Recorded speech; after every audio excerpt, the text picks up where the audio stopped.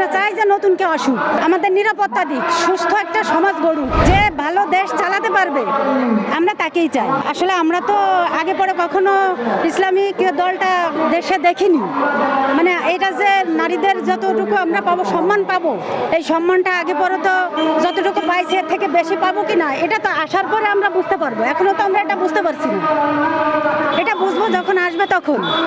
এখন আমরা শুনতেছি, কিন্তু আগে পরে কখনো তো জামাত ক্ষমতায় আসেনি, আমরা ইসলামিক দল ক্ষমতায় দেখিনি।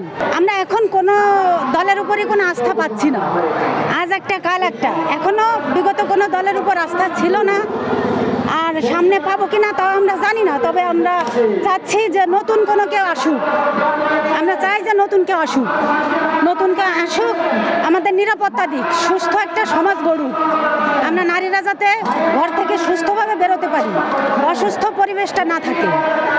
সেক্ষেত্রে আসলে নতুন দল বলতে কোন দলকে বোঝাতে চাচ্ছেন?